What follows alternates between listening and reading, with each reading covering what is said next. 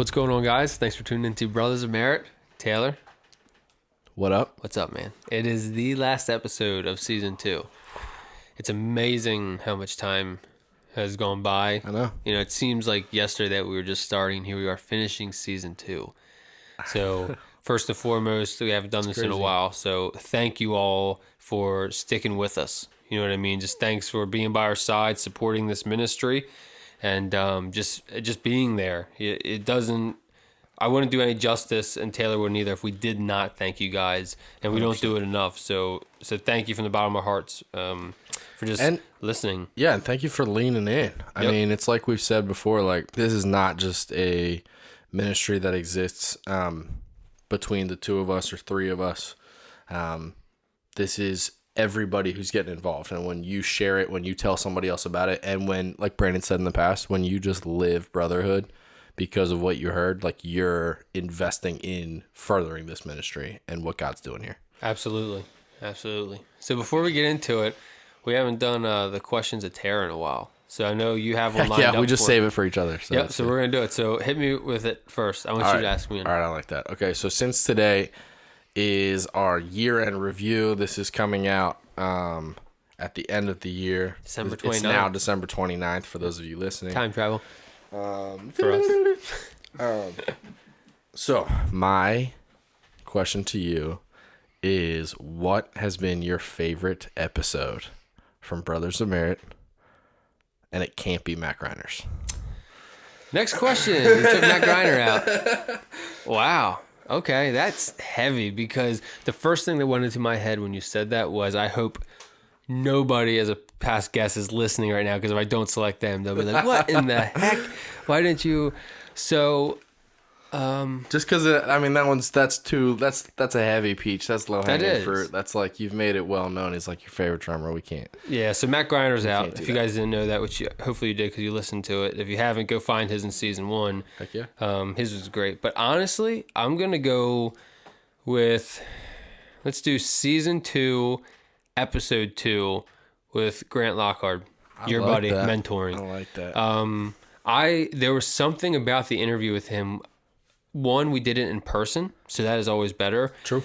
But it was post, like, we had a fire with him at your house that night. We sat down, and there was just something about, like, when I say atmosphere, like, God was in the room. Yeah. Like, in that moment with him, like, his interview was so good.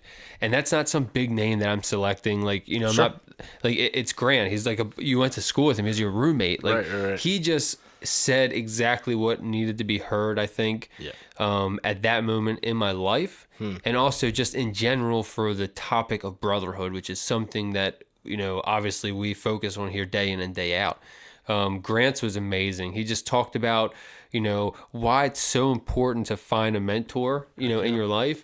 And he even got to the point where he broke it down as to, like, what age recommendations he has for levels. You know what I mean? Like, finding someone older than you in your age group, maybe younger, so you can mentor them as well. So shout out to you, Grant. Thank you. Like, seriously, man, your episode was amazing. I know you're listening to this because you are a Brothers of Merit to the core.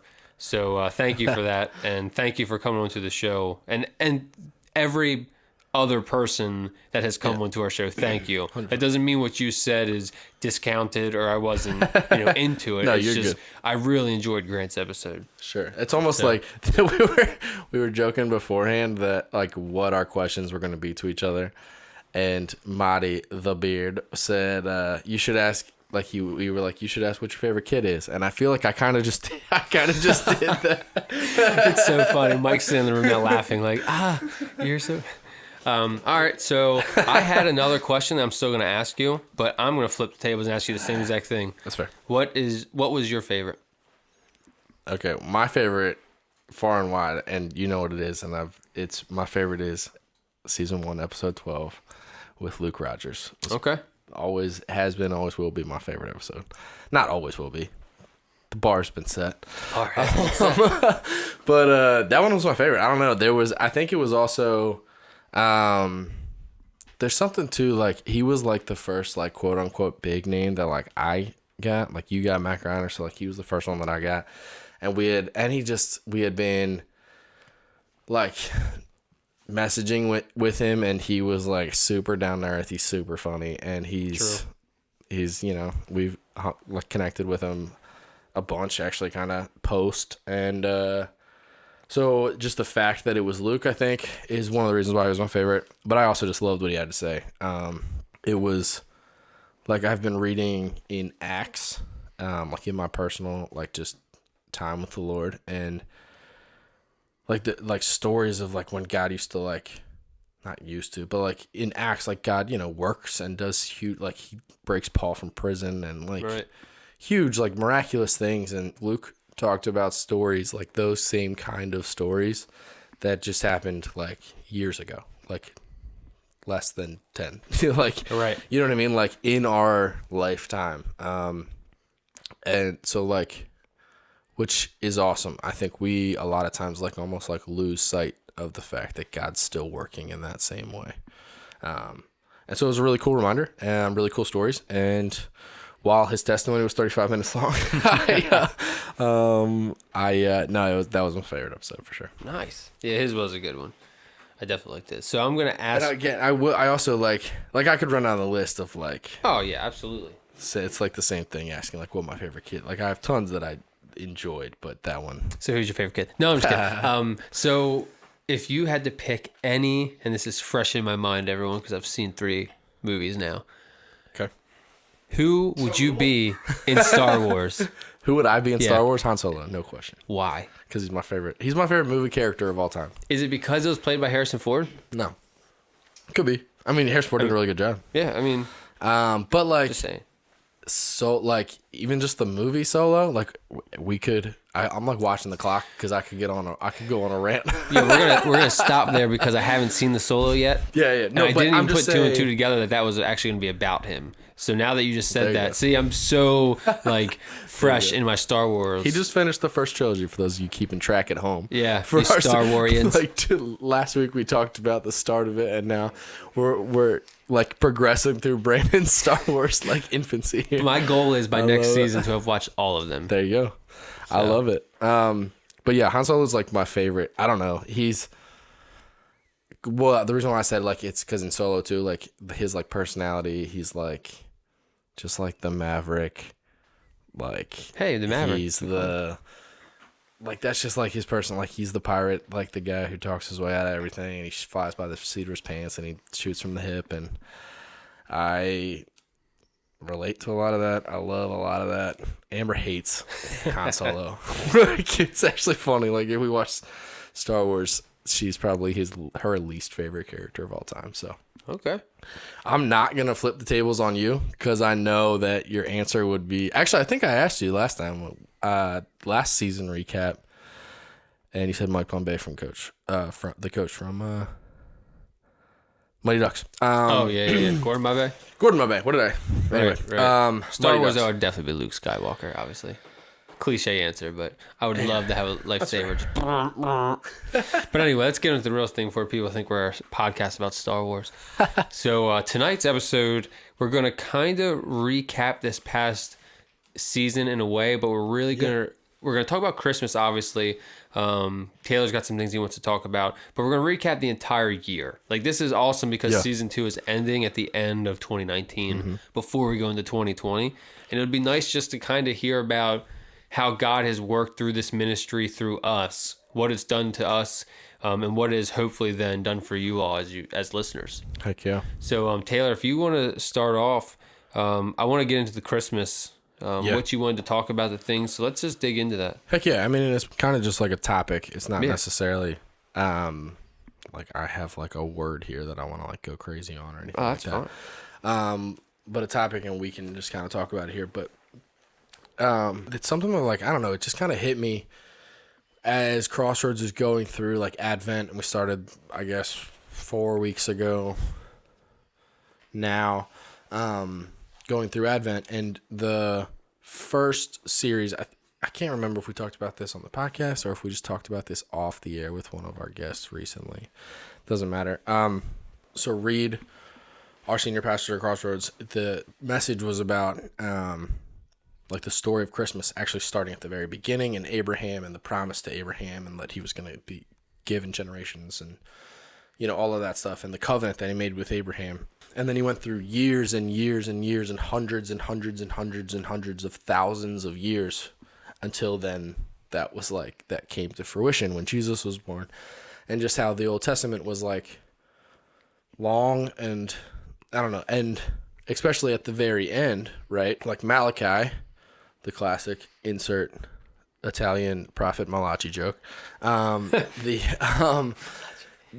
He was the last prophet of the Old Testament. So that was like the last time that God spoke to the people before Jesus was born, because this is before Jesus, is before the Holy Spirit. Like how God spoke to the people was through the prophets. And Malachi was like, did his stuff 400 years before Jesus was born. So there's 400 years, like a gap of 400 years. And so that's kind of like, and then he talked about how, and then he was like, so then that happened, right? He tells the whole story of the Old Testament, then 400 years, like, and then Christmas happened. And then Jesus was born, right? That's when like the fulfillment of the covenant finally happened. Right. And so I think he said something about hope, because I mean, the first word of Advent is hope. Like that's kind of what he was talking about. And so that word's kind of like really stuck out to me this month is hope. John actually did a blog about hope 3 weeks ago now, I guess, if you're listening, on December 13th. And in it, like, he talked about the fact, side note, listen, go read the blog always, like every week. You should read it. But his, like, excerpt from it here, he talks about how that there's two, like, types of hope. You can hope for something, and you can put your hope in something. So hoping for something, like little kid on Christmas, like I want to get a whatever, Lego set, pony, whatever. Or you can put your hope in something, right? And then like this past week at church, we sang a bunch of carols. We sang O Holy Night. And in O Holy Night, it says, long lay the world in sin and error pining till he appeared and the soul felt its worth.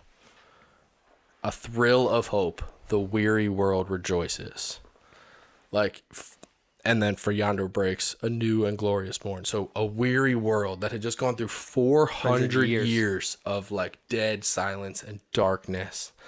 And then like a thrill of hope, because like there's a new and glorious morn. Like finally, like, I don't know, like finally there's something we can put our hope in, right? Like, this world is like dark and weary, and we've had 400 years of being like, is this really even going to happen?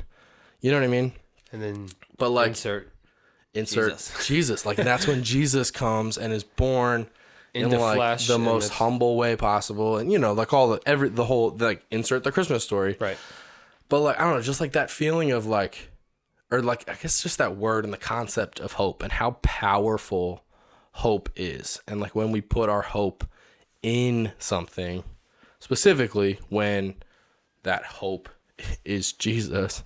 It's actually funny too. The other like thing that I was going to bring up about it is in Star Wars. Because I've been watching I basically am a Star Wars genius now. I've been watching a lot of Star Wars, but in Rogue One, Jyn Erso says rebellions are built on hope, right? Like, so like the entire empire is going up against the rebellions, who are just this small little faction who are trying to overthrow the rebellion.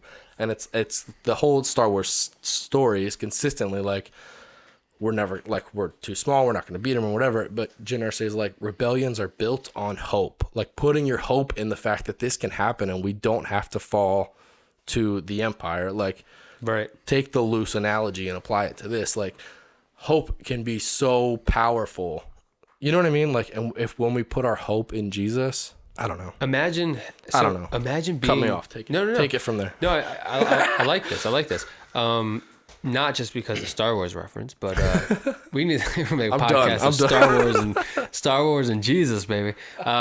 So I like this though, because can you imagine being on the receiving end of Jesus? Obviously, we all can because we all are, but the receiving end of those 400 years, right. You know what I mean? Like, right. 400 years of I mean, you're really digging into hope at that point. Like, 100%. You're expecting like something to happen, and that's all right? you have right now is like, holy snap, it's been 275 years. Is this ever going to happen? If it were 2.75 months, my hope would be, you know what I mean? Like the physical evidence hasn't been there for, I mean, we're talking generations. Of generations. Of, like 400 years. But like, and then here's like a real, like, a sucker punch to the gonads. That's a movie quote from, I'm going to let, if you know that reference, comment on something and let us know where it came from. I was reading in Luke, the Luke 1 and 2 this morning. And so it's been 400 years, right? And the angel appears to Mary. And first of all, I mean, I guess it's like an angel appearing, so it's a little bit different than like, that's something kind of scary. Right. I mean, I would say, I mean, I know the typical picture they paint, but I would be scared if an angel approached me. Right. We just talked about this at church, by the way. Spoiler for you going tomorrow. Time machine, but 5 days ago, if you're listening. No, and she like immediately was like, okay, like like it ends it. I don't have my Bible open, but it's literally like she tells the angel like, tell God I'm his servant, and if this is what needs to happen, I'm in. Like like her hope was put in that like so strongly, right? And that she was like, all right, game on. Like I'm gonna deliver and raise the son of the world. Like let's go. And like, like again, like that's like, and we have that Holy Spirit that lives like inside of us right now. Like how much, I don't know. Again, that's like a sucker punch. It's like, man, like I want to have faith like Mary. Like, well, and the thinking of even being in Joseph's shoes. You know what I mean? Like taking it 100%. From the man aspect. And how tough that must have been, you know what I mean, to accept that. Yeah, and he had to say yes too, like right away. Like there's a lot going on there about the fact that we talked about this. The questioning of Joseph to begin with, of Mary's faithfulness, and I mean, I would do the same thing we talked about in church in a sermon. Like, wait a minute, what? That's what I was saying. You're pregnant, but wait a minute. I don't know about this. Right. I'm a little messed up. And you know what's funny? Anytime we talk about the story of Jesus Christ and his birth, I always think of The Star, which is that movie on Netflix. Like my kids love it. Like that always comes into my head. Sure. But it's such a... They do a good job. I mean, they really do a good job.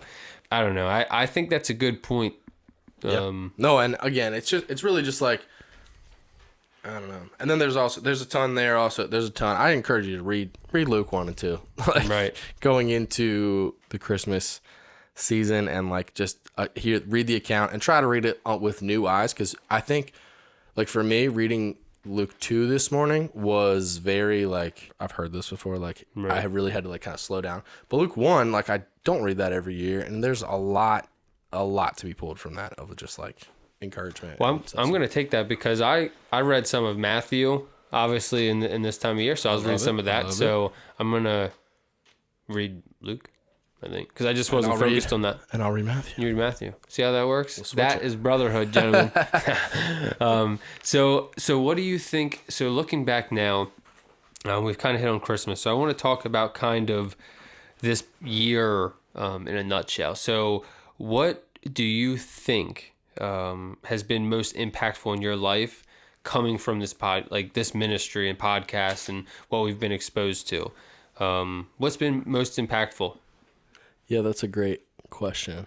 I hate to like throw you on the spot because obviously this is something that we didn't really talk about, but from all the episodes, like, or even then, what episodes have come together, like, has something just stuck out at you that has really helped you through this year or life or whatever? Yeah, heck yeah. I mean, I think really anytime you're doing brotherhood with people, like, I mean, the three of us we just had, like, before this started, we just had like a brotherhood moment in time, like before the episode started. And anytime that is happening, like when you're just rubbing shoulders with guys, like that's just gonna like make you, I think that just makes you like look better on a daily basis. Like that just makes you look more like Jesus just because you're just naturally doing it. So I think that's happened just because of growing closer to you, and just like having brotherhood and being pushed along and being accountable to you. So that, I mean, that's one thing for me personally. But then also, Really just in like seeing, I mean, we've talked about it a lot, but really seeing like where we were. I mean, December 31st, 2018 is when the first episode was released, right? So like, Wow. What's happened in this past year and how far this has come from just being in the basement with headphones on, right? True. Like how far this has come, not because of anything that we've strong-armed by any stretch of the imagination or anything that we've dreamt up, but really just it's been impactful to me to see like what happens when you surrender something like this to God, to see what he can do. Right. What he can do when you just say, yeah, like, God, I think you're telling us to do something and I want to just surrender to you. Kind of like Mary, like, all right, game on. Like, here, I'm just going to keep coming, and every week I'm going to turn the microphone on and I'm going to see what you have to say and who you want us to talk to, and then who you want to hear it afterwards, and who you want to be listening to that, and then them share it. And again, like we said earlier, like just a side note for those of you listening, like it's not just me and Brandon, like seeing God work in a really big way. Like that's been really, really, really cool for me. Right. No, that's a really good word. It kind of, talking about just the Brothers of Merit in general, I think from this past year. Same question to you. Oh, same question to me. So I would say fear. I really think the fear, and obviously, we've kind of talked about it, in the Fireside Studies, because you guys, when you're listening to this, you'll be more aware of it in a way. Yep. But fear was my biggest issue starting this, and I think fear has been probably throughout the whole year has been something I've had to really like dig into and really seek God with the most out of. Obviously, I'm seeking him every day, as we all are. Yeah. But the main thing would be fear in parenting, fear in being a friend, fear in just being everything in general, fear of doing this podcast, even just fear in general. I think a lot of men can relate to that, because as men, we typically try to like mask that fear inside of us. We don't talk about it a lot, and we all have it of something. We just don't want to say it and admit it. But a lot of it of mine has been, I've done a lot of thinking and viewing sort of like what I would be as a father and a husband. I've done a lot of reviewing of that because of this podcast.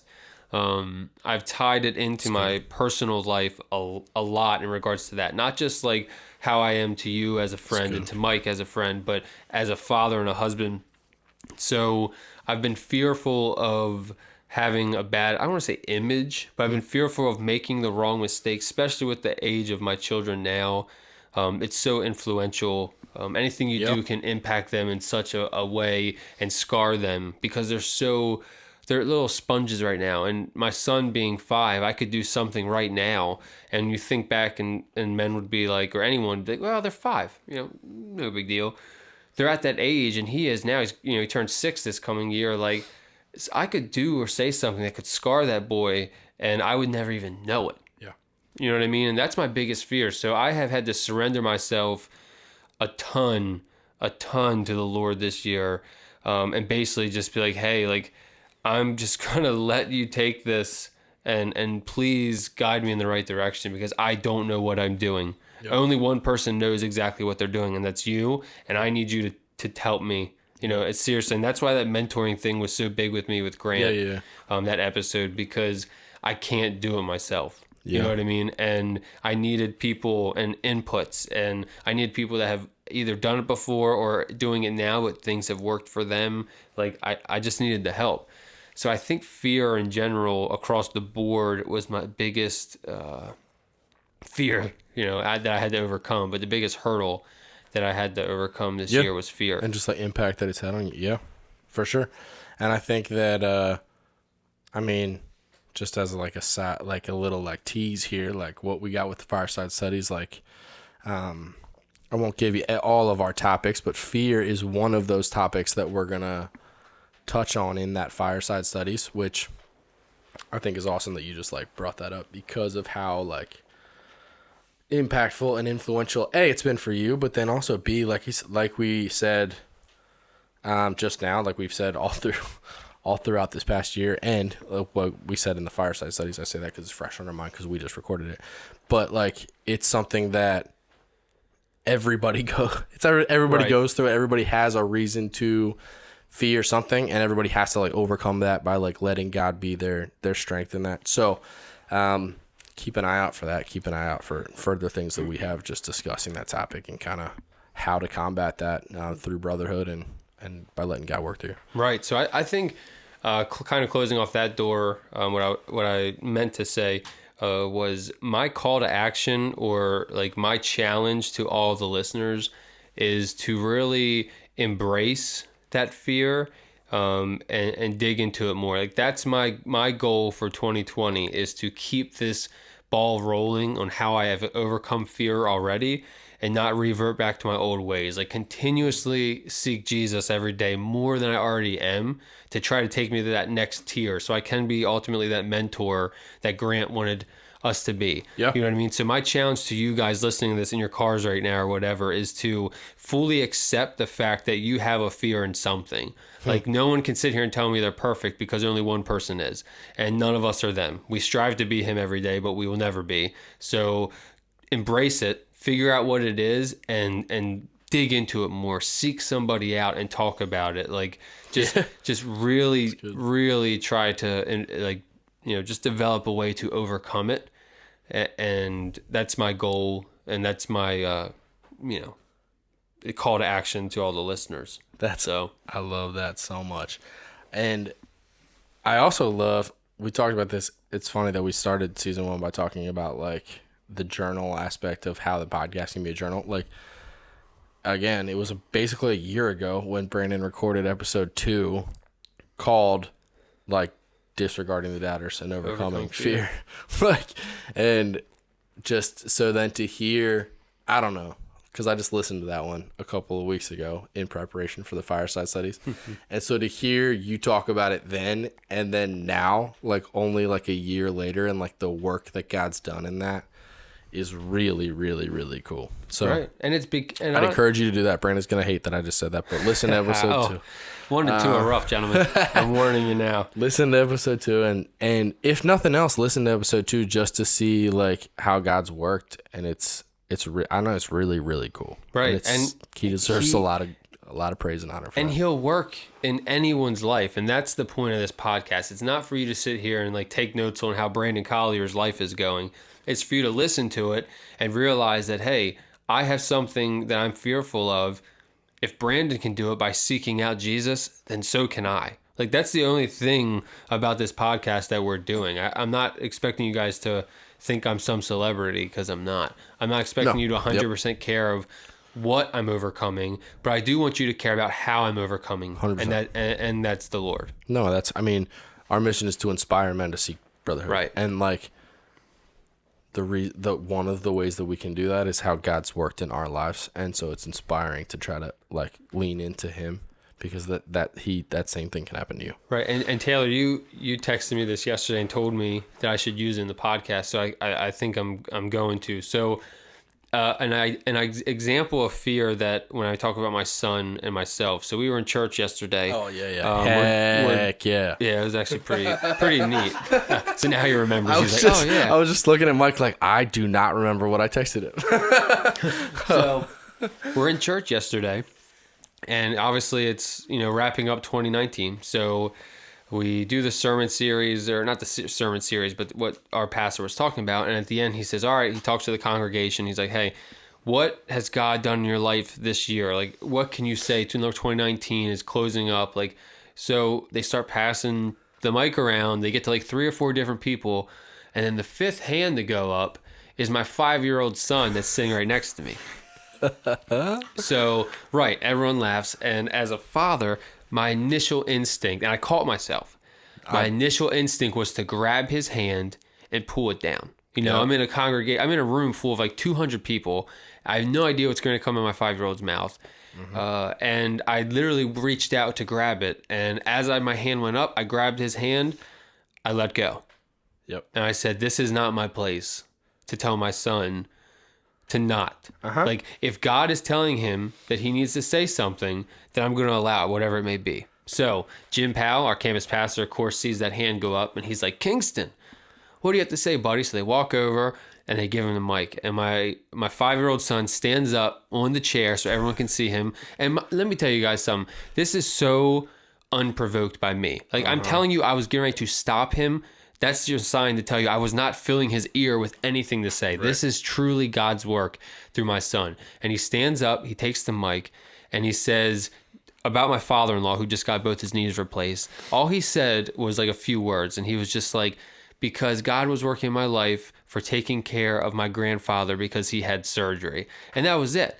And that might not sound a lot to you guys, but just the fact of the matter in all of that is one, like, God was with him, and he was telling, like, Kingston, that's my son's name, and he was just telling Kingston, like, if that's on your mind, little buddy, then say it. Like, that was what it was important to my son at that moment. And had I stopped my son because I was fearful of what he may have done, who am I to make that decision? So I let him be, and the fact that he understood what Jim was saying, and he was happy with how God worked because my father-in-law had 2 successful surgeries and my son was helping him. Like, it was amazing.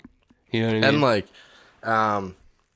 And it really was incredible. Like, I'm thinking through if Bella would have raised her hand, I would have no, like, it's fine. Father instinct. No. Like, Jim, like, you don't give her the microphone, right? Please. Like, you really don't want to hear what's happening. Like, that's, and so it's incredible that you were just like, no, like, let's see what God does here. And it was super impactful, and it was super powerful to hear that. And then also Jim actually made this point from the stage that, for those of you listening, actually Jim was on season 1, so you know Jim from season 1. The Colliers, Brandon and his family, like, hung up like the Advent wreath on stage before church started, because it was like the last Advent before, or the last Sunday before Christmas. And so this week was love, hope, peace. I have no idea what the third one is. Love. I don't know what the third thing of Advent is. Hope, I don't know why I thought it was joy, matter. But we'll cut that part. It's joy. It's joy. Oh, peace, joy. Yeah. There you go. Never mind. Don't cut that part. Hope, peace, joy. Take that Bible degree and all, right out of it. Just take it. Hope, peace, joy, and love. And like Jim made that point. He's like, how cool is it that like y'all were up there like hanging up the love wreath, like, and what Jesus like means in our lives and what Christmas like is about, and like it's love. And like what came out of Kingston's mouth was like that I'm helping my grandpa because he had double knee replacement. Like, and I don't know, it was really, really cool. Dude, and that's why I sit here. You cannot tell me that there is not a God. Those things just don't happen and line up like that for no apparent reason. One may argue that has no faith base that, it's just coincidental and that's just how it happened today. The cards were played right. But my faith base doesn't tell me that. You know what I mean? Like, that's telling me for certain that God had his fingers in this and it was meant to be. So, and I just had to get that across to you guys. Like, I'll let Taylor close this out and talk about kind of a topic, that is on his mind. But I just had to, the fear-wise, I wanted to end it by just letting you guys know that, this has really done a lot for me, fear-wise. I like that. What I meant by that, Taylor, I was like throwing Taylor on the spot. Payback for this entire year of him doing it to me. So that's all it is. I'm just throwing it out there. I wish we have like a camera in here. Like my eyes, I was like a deer in headlights. Like, does he remember that we already talked about what I said I was going to talk about? Now I don't have anything else. See? He's about to throw it to me and I have no idea. All of our listeners know exactly what I was just doing right there. So, yep. How's a little taste of payback, huh? So I want to turn it around, and I want you to close us out. I like it. I want you to close us out with another topic that has worked in your life, whether it's fear, vulnerability, anything that has helped you from this podcast and ministry to your life. I want you to close us out with that. That's good. I like that. I'm looking at the clock, seeing if I can filibuster for 5. Star Wars. No, I'm just joking. Oh, here it is again. No, that's good, and I love it, and that's also like well deserved. So well done. No, I think that like the first thing that popped into my head was intentionality. I've said it on the podcast a billion times that Brandon's the most intentional person that I've ever met. I said it in Grant's episode. Grant's getting a lot of airtime on this episode. Go ahead, it was Grant. a good episode. Go ahead. Season 2, episode 2. Go check it out if you haven't. 22. But like he's another one of the most like intentional people that I've ever met, and I've said it before. Like I'm someone who's not intentional. Like I don't know. Like it's always been like when someone does something that like proves that they like what they were doing is because they thought of like something else going on or something like that. I'm like what? Like that's like again. I'm like that Han Solo like fly by the seat of my pants. Like that's I'm not intentionally going through things. Like we talked about it before this episode starts. This is gonna get like crazy vulnerable. Like about like dealing with like in our marriages, like with our wives. Like I need to be more intentional. Like when I'm in an argument with my wife to like step back and think through, you know what I mean? Like I fly by the seat of my pants and I just say emotionally what's going on in my mind right then. And I need to be more intentional about that. And so again, it's kind of like a vulnerable there, but like I think that's been one of the biggest things that I've learned that it's almost like just shone a light on it. Like, hey, like you're surrounded, like God's like, I'm surrounding you by these very intentional people because you need to be a lot more intentional. And that's like one way that he's like revealing in me, this is something I want you to be better in. This is something I need you to look more like me in, right? Because Jesus was incredibly intentional. Like you look through all of the New Testament, like when he was stories or the Gospels, I guess,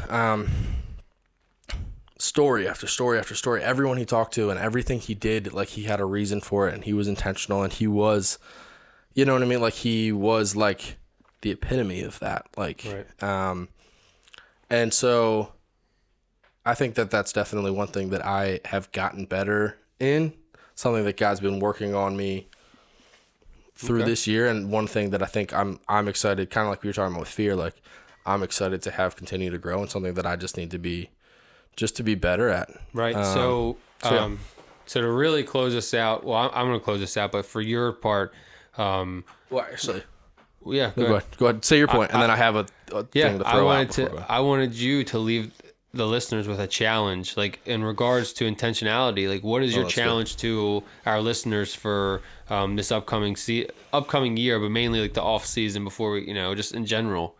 No, that's good. I think my challenge would be to lean into that. I guess. No, I'm not going to say that. That's the easy answer. My easy answer was going to say lean in and be intentional. But like that's the easy answer. That's just saying do what I just said. That takes no thought. I think that my challenge would be surround yourself with people, find brotherhood. If you haven't found it yet, if you're just tuning in now or it's taking you a year to get over, whatever, if you haven't found brotherhood, find it. If you've been in it, then continue to dig into that and find that thing, find that fear, find that intentionality, find that like thing that God wants to work on in your life. Like I just said, you know what I mean? Like that's something that was revealed to me as like, hey, I need to be better because I'm being surrounded. I'm hanging out with Brandon every week and he's really, really good at that. Cool. And you need to be a lot better at it. Take that loosely. You know what I mean? Like, so I would encourage you like to look introspectively, pray about it, and try to figure out like, hey God, what do I need to work on? I like that. A lot better than just try to find that. Yeah. Be intentional too, but right. No. You know what I mean? So what did you want to add? I was going to say like real quick before we end here, you have 5 seconds. Just kidding. What are you most excited about for 2020? I'm most excited specifically with Brothers of Merit. For Brothers of Merit, the Fireside Studies. I'm so anxious to release those to the listeners because I just can't wait for the content that's released in them. But I also can't wait for the listeners and viewers, because you're not just listeners anymore, for the viewers, what you can make of these fireside studies? Like, what could actually come from them if you utilize them? I'm super excited just for everyone to be a part of that in regards to where it'll take your brotherhood. But what about you? And like I like how you just worded that, like the creative way that you just choose to use it. Yep. Like we've kind of come up with a little bit of framework of how we think it could be used, but like it's really just more content that we're creating that we just felt like God was saying do it. And I'm really excited to see how God uses it to work in your life, whatever way that looks. That's all I'm excited. So what about you? I agree. I think I'm really just excited to see kind of what he does. I mean, he did a lot in 2019. And grown a lot. Yeah. So to see I guess it's almost like thinking through, this is going to be a roundabout analogy. I'll get there and I'll be quick. I heard recently that someone said that the CEO of Mercedes-Benz said that in 10 years from now, every car will be driverless, which is like, what? And we're not going to get into that debate right now. But like, if you but like the timing of it is what I'm bringing up. So 10 years from now is what he's saying for that. So like there's no way 10 years from now. But 10 years ago, I don't even think the iPhone had been released yet. And look where it is now. Right, and like that's how far it's come. I think it might be like 2008 or 7. So it's close. Close enough. It might be like a year-old story that I've been telling. Anyway, but pointed like 10 years, like that's a long time has happened. Right. And so like looking ahead, I'm like like how much could he really do in a year? But A, that's putting God in a box, and I hate to do that. And B, looking back to where we were 1 year ago today at the time of recording, Brothers of Merit wasn't even a thing, but on your computer about to be released into the world, and look where we are now. In Disney World. And so like looking ahead, it's like that same thing can happen. I'm really excited to see. Again, I don't want to put God in a box and think like, oh, he could only do whatever. And I'm really excited to be. I'm honored and humbled to be the ones that he has kind of helping shepherd it. And I'm just pumped to see what happens. Heck yeah, man. So, guys, thanks for tuning in. Thank you so much. It is the end of season 2. We're getting ready to approach season 3. It'll probably be around March time frame, which keep in tune with us on social media. Taylor will keep you guys on the loop. Keep your eyes out for season 2 Fireside Studies, because those will be coming out as well. And just thanks. We can't thank you guys enough, as we said at the beginning. If you guys like what you're listening to, go on iTunes and give us a star rating, depending on what you think we are.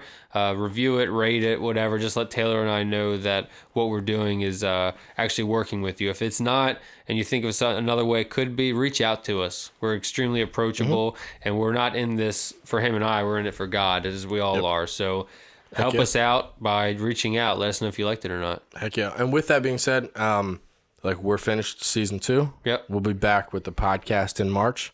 But Brothers of Merit has a one. lot going on in the next 3 months. So don't just put us on the shelf until then. There's a lot of really cool things that God's doing, Fireside Studies, other things. So stay tuned with the website, brothersofmerit.com, our Instagram, our Facebook. Yep. Yuba to the Tuba is coming out soon, and that's Brandon's version of YouTube. You guys didn't know. You can sign up for our newsletter by going to our website. Yep. Just find out a way to stay involved in what's going on, because, like I said, while the podcast isn't coming back till March, there's a lot that's going to happen in the next 3 months. The ministry's still moving along. And we're really excited about what that's going to be. So, heck yeah. With that being said, for the last time this decade. Yeah. But before we do that, I want to pray us out. We've never done that before. Love that. So I would love to pray us out. So if you're driving, please don't bow your head and close your eyes. Focus on the road. But everyone else, we're not to be held liable for any accidents occurred during this prayer. Yep. Taylor's copyright thing just came in. So dear Heavenly Father, thanks for closing us out this season, and thanks for our listeners, and just thanks for you. Thanks for being there and allowing all of us to be a part of your work. And Brothers of Merit is just a source of that. So we ask that you continue to watch over all of us, our families, and any of the friends that this content and podcast and ministry may reach in the future. So in your name we pray, amen. Amen. See ya. See ya.